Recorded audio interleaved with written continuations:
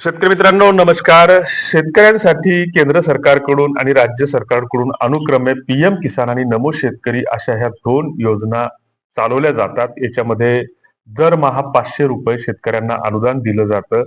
मात्र हे अनुदान दिलं जात असताना गेल्या 3-4 दिवसापासून सोशल मीडियावर काही बातम्या व्हायरल होत आहेत, की जे काही 500 रुपये महिन्याला म्हणजे वर्षाला जे काही 6,000 रुपये दिले जात आहेत, तर त्याच्यामध्ये 12,000 रुपयापर्यंतची वाढ करण्यात आलेली आहे. आणि ही वाढ केलेली असताना शेतकऱ्यांना काही गोष्टींची किंवा काही अटींची पूर्तता करावी लागणार आहे. जसं की लाडक्या बहिणीचा लाभ जर पाहिजे असेल तर केवायसी करा, ई केवायसी करा किंवा सी केवायसी करा असं सांगितलं जातं. किंवा आधार प्रमाणीकरण करा शेतकऱ्यांना जर कर्जमाफीचा लाभ पाहिजे असेल तर. आणि मग ह्या बातम्यांची नेमकी सत्यता काय आणि पीएम किसानचा जो काही येणारा हप्ता आहे, जो यापूर्वी मार्च महिन्यामध्ये प्राप्त झाला होता, तर तो पुढचा हप्ता कधी येणार याबाबतची थोडक्यात माहिती आपण पुढच्या 1-2 मिनिटांमध्ये घेणार आहोत. की पीएम किसान योजनेअंतर्गत जे काही शेतकऱ्यांना 4-4 महिन्याच्या फरकाने 500 रुपये महिना म्हणजे 2,000 रुपये दिले जातात. तर या 2,000 रुपयाची आणि अतिशय पोटतिडकीने प्रत्येक शेतकरी वाट पाहत असतो. कारण शेतकरी हा पिढ्यानपिढ्या आर्थिक अडचणीमध्ये गंजलेला आहे आणि त्याला वर काढण्यासाठी सरकारी पातळीवर अनेक योजना येतात, अनेक प्रयत्न होतात. मात्र स्वातंत्र्यपूर्व काळात आणि स्वातंत्र्याच्या नंतर 75-80 वर्ष स्वातंत्र्याला पूर्ण झाली, तरीही शेतकऱ्यांची अवस्था आहे त्याच्यापेक्षा अजून जास्त वाईट आणि खराब झालेली आहे. याला जे काही कारण आहे त्याच्या मागे, तर ही इथली सगळी जी काही शासकीय व्यवस्था आहे, तर या व्यवस्थेमुळेच शेतकरी पूर्णपणे डबघाईस आलेला आहे. आणि शेतकरी आत्महत्यांचं जे काही प्रमाण आहे, तर त्याच्यावर शेकड्यानं उपाययोजना होऊन सुद्धा शेतकरी आत्महत्या थांबलेल्या नाहीत. आणि मग रोजचं मड त्याला कोण रड या न्यायाने आता त्या सरकारी पातळीवर सुद्धा या आत्महत्यांचे प्रकार दुर्लक्षित झालेले आहेत. गेल्या 3-4 दिवसापासून महाराष्ट्र पूर्णपणे शेतकरी कर्जमाफीबाबत वातावरण तापतं आहे. पंढरपुरामध्ये उपोषण सुरू आहे. मात्र सरकार त्याच्या बाबतीत सातत्यानं चालढकलपणा करत आहे.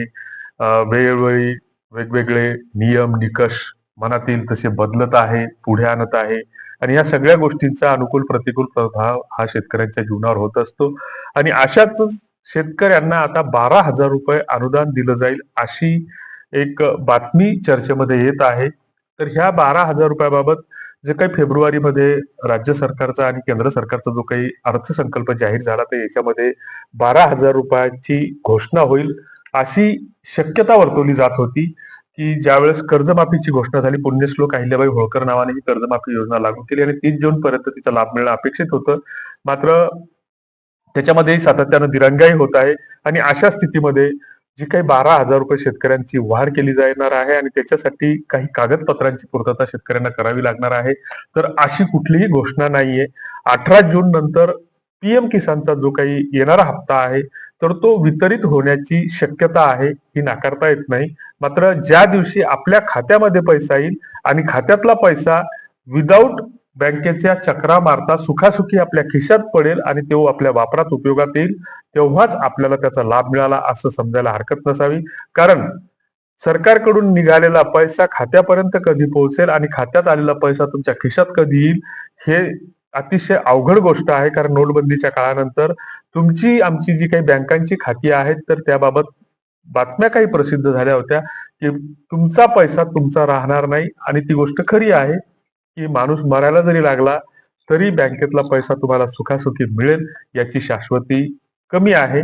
तेव्हा बँकांशी शक्यतोवर व्यवहार करणे आजकाल टाळा. कारण भरपूर प्रकारचे चार्जेस ह्या बँका तुम्हाला आम्हाला खिशाला भुरदड लावत आहेत. बँकात पैसा ठेवू नका.